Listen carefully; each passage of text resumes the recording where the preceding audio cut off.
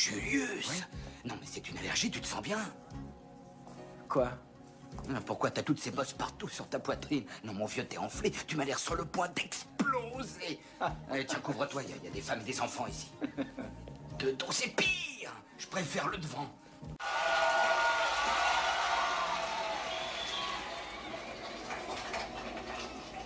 Un petit coup de serpent à sonnette.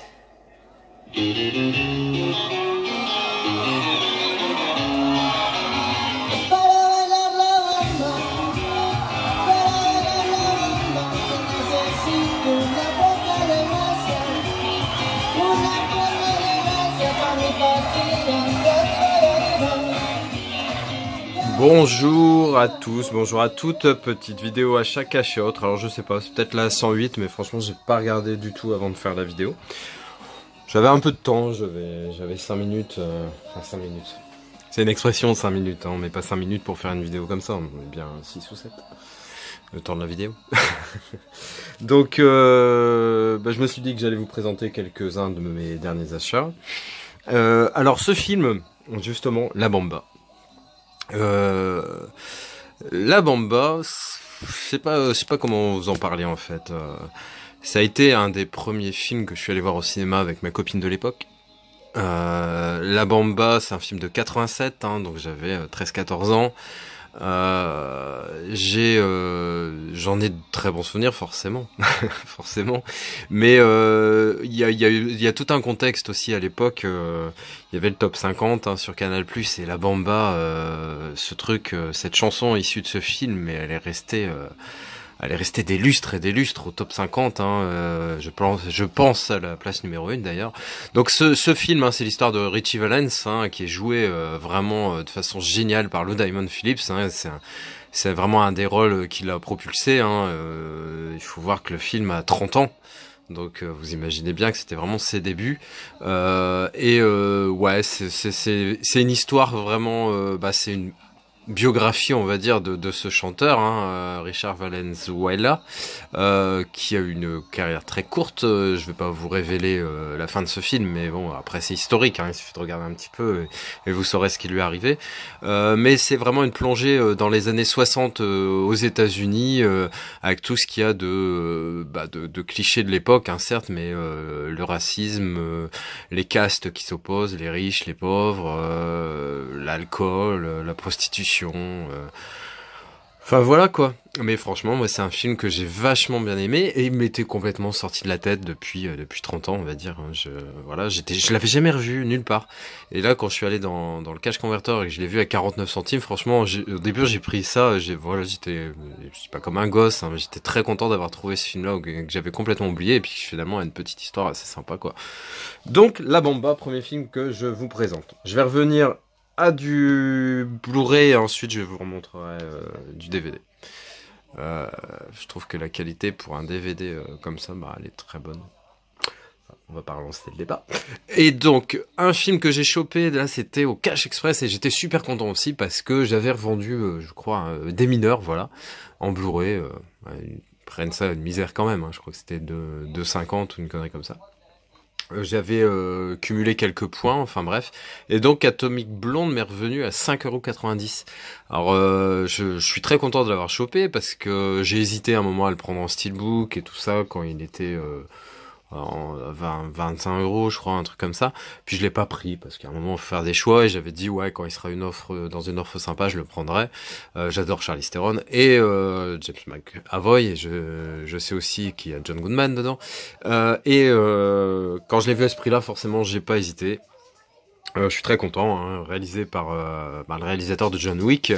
Ça sonne 13 années 80. Petite Maya qui vient faire son petit tour. Et donc très content d'avoir ce film. Déjà esthétiquement, j'aime bien. Je trouve ça très très joli, très sexy. Et Charlize Theron, ouais, je suis pas trop cliché, blonde et patati et patata. J'ai pas trop de critères, mais j'avoue que elle, je sais pas, elle dégage un truc vraiment particulier. Et elle est capable de rôles tellement différents. En plus, c'est une super actrice, quoi. C'est vraiment très très bien. Donc Atomic Blonde, les petits ongles de Maya sur le parquet, ça fait toujours un bruit, c'est sympa. Ensuite, un film que j'avais déjà, mais j'ai pas résisté à cette présentation de Rambo First Blood. Sylvester Stallone, hein, le rôle de sa vie avec Rocky, hein, et les personnages qu'il a incarnés le plus de fois, on va dire. Et ouais, John Rambo First Blood, c'est un film que je voyais en VHS, que j'ai dû louer une paire de week-ends à une époque, parce que les films on les louait le samedi et on les avait jusqu'au lundi forcément, jusqu'au lundi soir. Donc moi ça me permettait de les voir plusieurs fois sur le week-end. Hein. Généralement je louais 3 films, mais alors si ça me plaisait une fois, je le regardais 5 fois sur le week-end. Hein. Et ça a été le cas pour les Gremlins, le Retour vers le futur, et Rambo en a fait partie. Et c'est un film que j'ai eu énormément de fois à cette époque-là. J'ai dû le revoir une fois depuis et c'est tout. Donc va vraiment falloir le revoir. Hein, avec plaisir, ça c'est évident parce que mon approche va être complètement différente et c'est ça qui est génial dans le cinéma, c'est ce que je m'évertue à expliquer aux gens en général, que ce soit aux abonnés ou même autour de moi. Faut pas juger les films parce que je revendique ça. Il y a une époque pour voir des films, il y a un état d'esprit pour voir les films. Vous allez pas apprécier du tout le même film. Ce film, par exemple, quand vous allez avoir 10 ans, comme ça devait être à peu près l'âge où je l'ai vu, et à 44 balais. Forcément, l'approche va pas être du tout la même parce que vous allez avoir votre vécu. Ensuite, il va plus ou moins vous parler selon qui vous êtes. Si vous êtes un militaire, si vous avez eu le sentiment d'être rejeté, si au contraire, voilà, vous êtes plus dans le rôle du persécuteur. Enfin, j'en sais rien. Enfin bref. Et toujours est-il que voilà, c'est un truc comme ça et je vais pas épiloguer comme ça pendant 2 heures. Mais ne jugez pas, en fait. Tout simplement, ne jugez pas. Vous pouvez juger ce qui est bon pour vous, mais ne jugez jamais une œuvre. Vous pouvez pas vous permettre, en fait. Parce que des films qui vont être des navets pour certains, que les gens vont considérer comme des navets pour eux, mais ça sera pas du tout le cas pour un autre et ça se respecte. Vous voyez, c'est comme une façon de s'habiller, c'est comme il n'y a pas d'universalité à dire c'est toi qui as raison de t'habiller comme ça, d'avoir une meuf qui a les cheveux de telle couleur, de telle couleur, d'avoir telle voiture, telle maison, enfin voilà, donc, putain, on est tous différents, le cinéma est différent, il faut accepter les différences de goût dans le cinéma. Et c'est vrai que c'est un truc que j'ai de plus en plus de mal à accepter, c'est les gens qui jugent justement, ah t'aimes bien ce film-là, en gros t'es une merde. Non, au secours quoi, au secours, arrêtez ça tout de suite. Bon bref, je continue. Donc, un beau film, ça c'est du monument de cinéma. Donc Jimmy Hollywood, avec, je l'ai pris pour la distribution, parce que Joe Pesci, c'est quelqu'un que j'adore, et Christian Slater, c'est pareil. Même si Christian Slater, d'ailleurs, il faudrait que je me trouve, il y avait un film que j'aimais bien de lui, c'était Pump Up the Volume, avec une BO de fou, je crois, avec... Je me demande si c'était pas Cohen qui chantait Everybody Knows avec une grosse voix. Enfin, je sais plus, ça me dit vaguement quelque chose, mais toujours est-il que Christian Slater, ouais, je vois tout de suite Pump Up the Volume, voire même True Romance, hein, que plusieurs youtubeurs enregistrés récemment ont présenté. Donc Jimmy Hollywood, c'est un peu le côté l'envers du décor d'Hollywood avec 2 petites frappes. Hein, voilà. Je l'ai trouvé, c'était dans une brocante, je l'ai payé 1 euro, et genre de comédie que j'aime bien, donc on verra ce que ça donne. Ensuite, bon, c'est pour ma film Will Smith, mais je sais que dans ce film, il a pas un rôle, il a pas le rôle majeur. Le rôle majeur, même si son nom est écrit en grand, bah c'est plutôt Dermot Mulroney. Qui l'a, et apparemment c'est un bon film hein, sur pareil l'envers du décor à Los Angeles hein, en gros si t'as du fric ou si t'en as pas et ça va voilà après il y a la délinquance, la prostitution, les règlements de compte, les descentes de flics, les voyous, les voilà etc. Bref, donc un film hollywoodien mais on va dire pas forcément super joli. Pour ma filmo Richard Gere, j'étais content de Richard Gere. Tu gères Richard. C'est La Prophétie des Ombres, hein, le rajouter à ma filmo, je suis très content. En plus, c'est un film vachement différent. Et il me disait quelque chose. Quand j'ai lu l'histoire, je me suis rendu compte que non, je connais pas ce film et j'ai donc très envie de le voir. Je vous lis vite fait, hein, 5 septembre, Washington DC. Juste avant de mourir, la femme du journaliste John Klein, donc Richard Gere, raconte à son mari qu'elle a vu une silhouette étrange. Le 12 novembre, en Virginie, après enquête, John Klein s'aperçoit que plusieurs personnes de cette petite ville ont été témoins de la même apparition et que toutes sont décédées. Créatures étranges, regards glaçants, grandes ailes. Les descriptions semblent dépeindre un spectre diabolique. 28 novembre, Denver, Colorado, la silhouette apparaît, 99 personnes périssent. Bon, là, je sais pas ce qui s'est passé par 99 personnes, je sais pas, c'est un avion, genre, bon, bref. Et le 10 décembre, la silhouette se manifeste à nouveau, annonce-t-elle une catastrophe, la psychose commence. Franchement, ça a l'air très très sympa, je sais pas si vous connaissez ce film, mais en tout cas, n'hésitez pas à m'en parler, parce que moi, je le connaissais pas, et je suis très content de l'avoir chopé. Alors, et ensuite, cette petite comédie dramatique hein, quand même. Angelina Jolie et Edward Burns, 7 jours, une vie. Que feriez-vous s'il ne vous restait que 7 jours à vivre? 7 vies à vivre, ce serait pas mal. Comme un show, mais avec quelques vies en moins. Et donc, ouais, c'est pareil, un film qui peut paraître comique comme ça, enfin comique, romantique, mais qui a une sacrée morale quand même, hein, justement sur le sens de la vie, sur le fait de quoi faire avant de mourir. Parce que là, actuellement, on connaît pas l'échéance, enfin rarement, si on est condamné à mort à la limite, ou c'est le seul cas, et donc pas en France. Mais voilà, quand on a le délai, là, quand on sait que c'est 7 jours, qu'est-ce que vous allez faire de vos 7 jours? Donc en gros, c'est un mec, un espèce d'illuminé, hein, je l'ai regardé, je l'ai vraiment trouvé très très bien. Un espèce d'illuminé, je crois que c'est à New York, hein, bon bref, dans une ville américaine. Et il balance, c'est un espèce de clochard hein, qui balance des espèces de visions, d'illuminations qu'il a dans son cerveau et il les clame à haute voix dans la rue. En gros, il y a telle équipe de baseball qui va gagner, il y a telle personne machin, il y a un avion qui va se scratcher, etc. Et il annonce à cette journaliste hein, qui est en pleine ascension au niveau professionnel, qu'il lui reste 7 jours à vivre. Angelina est jolie et très jolie, et très touchante surtout. En blonde, bon, ça lui va super bien. Elle était très très jolie. C'est un film de 2003, vous voyez, une paire d'années, mais franchement, je l'ai trouvé très très bien. Je connaissais pas du tout ce film. Comme quoi, bah, moi, tout ça, c'est des bonnes surprises, c'est des petits trucs qui me plaisent bien, des petites pépites dans mon style de film. Je dis pas préféré parce que c'est pas le cas du tout. Moi, j'aime vraiment tellement de choses. Et mais je l'ai trouvé vraiment très très bon ce film, très très bon. Ensuite, là c'est pour ma filmo Whoopi Goldberg que je l'ai pris.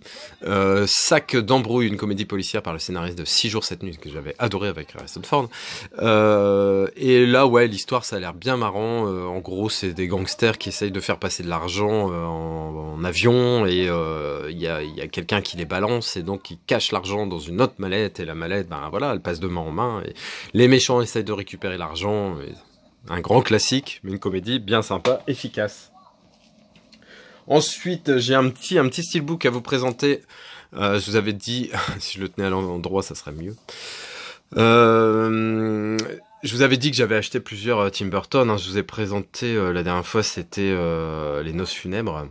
Et j'en avais plusieurs. Et donc, il y a Sweeney Todd, The Demon Barber on Fleet Street. Donc film de Tim Burton, assez étrange. Hein. Bon après c'est l'univers justement de Tim Burton et encore une fois Johnny Depp hein, qui est vraiment son acteur fétiche qu'on voit dans énormément de ses films. Donc c'est l'histoire d'un barbier qui se venge, on va dire, à l'aide de son rasoir. Petite anecdote, décidément. J'ai beaucoup d'anecdotes, mais après, voilà, je suis vieux, vous savez, comme les vieux, comme Tortue Géniale, un petit peu, qui avait toujours plein de choses à raconter, à Son beaucoup. Moi, c'est pareil, j'ai pas mal d'expérience. Non, je plaisante. Donc, oui, j'ai une petite anecdote, c'est que j'ai une barbe actuellement assez conséquente. Je suis pas non plus le chanteur des ZZ Top, hein, mais voilà. Et je suis allé chez une barbière dans ma région qui est super réputée. Hein, et donc, j'y suis allé 2-3 fois sans problème. Et la 4e fois, je sais pas ce qu'elle a foutu. Elle m'a tailladé, mais quelque chose de sérieux au niveau de la joue. Elle m'a confié que c'était la première fois que ça lui arrivait, j'espère.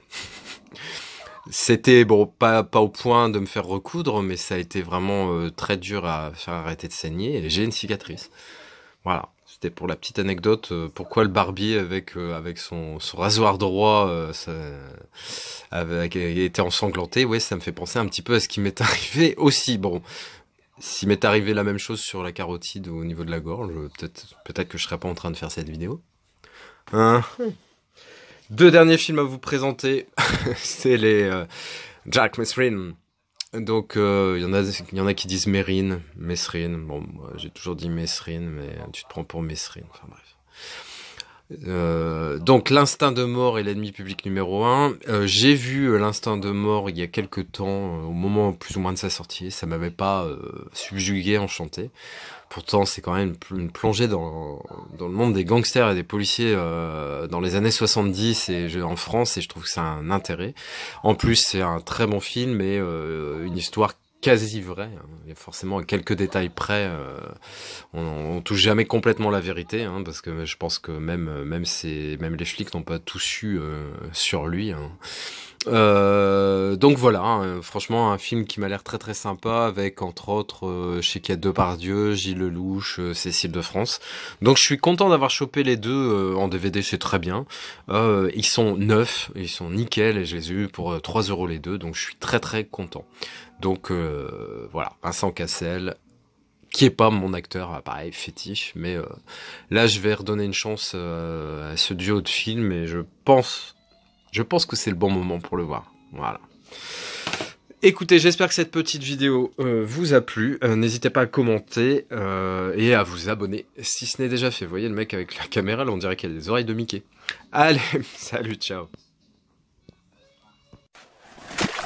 Oh, well, everybody's heard about the bird. Bird, bird, bird. The bird's a winner. Well, a bird, bird, bird. Bird is a winner. Well, a bird, bird.